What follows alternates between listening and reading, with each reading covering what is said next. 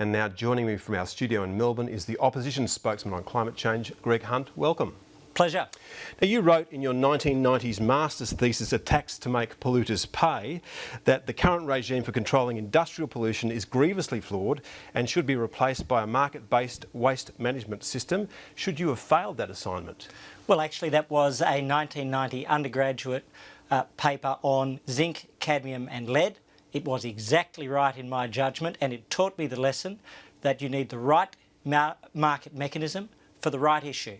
The wrong market mechanism for electricity, for gas and for essential services is a tax. The right market mechanism is an incentives-based one. And like what we see trading today is that Kevin Rudd actually agrees that the carbon tax has been hurting business and hurting families. Senator Wong didn't say it once or twice. Senator Wong said it on 5 separate occasions today. Well, emissions trading is an incentive-based, market-based system. What's wrong with that? That certainly was an idea that you have held in the past, isn't it? Now, with great respect, 23 years ago, as opposed to 2.5 days ago, I argued that you had to choose the right market mechanism for the right problem, and I stand by that. We've got an approach which is about incentives to reduce emissions. They've got a carbon tax. They're changing the name. It's still a carbon tax. It's going to be a carbon tax today and tomorrow and the next day, and electricity prices will continue to be punished. And as Senator Wong says, it does hurt families, and for 5 years they've denied that it hurts families and jobs. Now they say it does, except all they're doing is changing the name. Well, with respect, Greg Hunt, your system isn't a market-based system, it's a government-based system. Well, with great respect, you're wrong. And the reason why is this, that what we have is a reverse auction. We will purchase the lowest cost emissions reduction. What the government has so the government is a tax. The government purchases under your system? Well, exactly the same as it does with a water buyback. What the government has, what the ALP has, is a carbon tax under Julia Gillard and a carbon tax under Kevin Rudd. All he does is change the name and bring forward the tax change by 12 months. Over 8 years, it's a $64 billion carbon tax under Julia Gillard, and over 8 years, it's a $58 billion carbon tax under Kevin Rudd. And that a $3.2 billion carbon tax under you, because taxpayers are funding your system, aren't they? Well, our approach is very simple. We will make the savings by getting rid of things such as the $5.5 billion of brown coal generator subsidies. So we make the savings, no new tax under us, zero tax under us, $64 billion under the Julia Gillard carbon tax, $58 billion under the Kevin Rudd carbon tax. And think of it this way, over 8 years, year 1 and 2, identical under Kevin Rudd. Year 3, there is maybe a discount. But years 4, 5, 6, 7 and 8, it will be no different under Kevin Rudd than it would have been under Julia Gillard. In other words, he'll still have exactly the same carbon tax. But you do admit that under your system, in fact, taxpayers do pay. They pay $3.2 billion, and that's only through until 2020. That's when your system ends. Now, this is a long-run problem that needs a long-run solution, so the cost is more than you say, isn't it? Well, with great respect, what we have done is set out between now and the end of the decade a system which is clear, sustainable and reliable. And what happens after that? What happens after the end of the decade? Systems. The government has had 5 different systems in 3 years. As Danny Price said, who could possibly rely on them?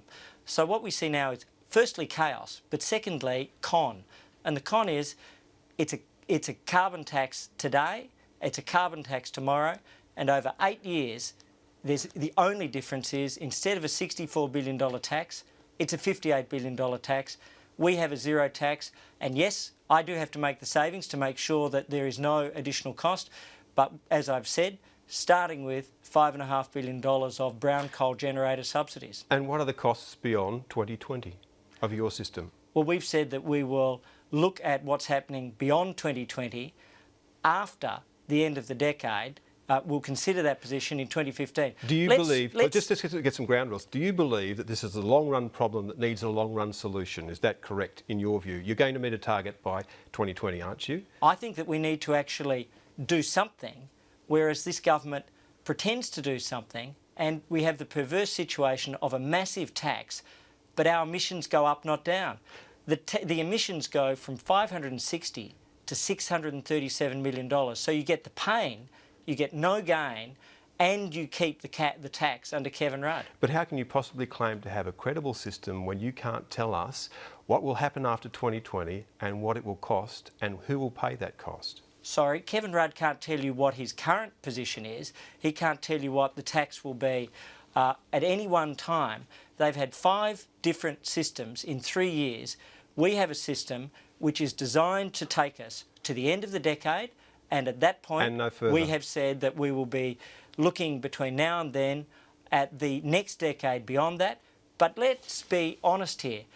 They design systems that they pretend will last for 1,000 years, and they barely last for 100 days. We've had 5 systems in 3 years, and now we've had a name change which is still going to produce, instead of the $64 billion tax, a $58 billion tax, and everybody will pay that. I'm just looking for one honest and clear answer, Greg Hunt. Will there be costs beyond 2020? Who will pay those costs? Well, the system we have designed, and we have always said, is, my view, is that this is a 20-year system on our side versus a 20-year carbon tax on their side.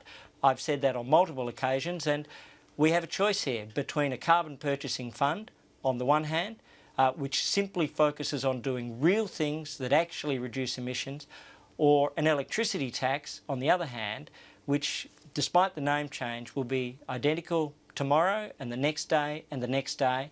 And that is a very clear choice. It's a once-in-a-generation choice of a massive manufacturing tax, which is no different today than it was, or no tax but an incentives-based scheme. And I am proud of that. It fits with the views of a lifetime's work in this space. Greg Hunt, thank you. Thanks very much.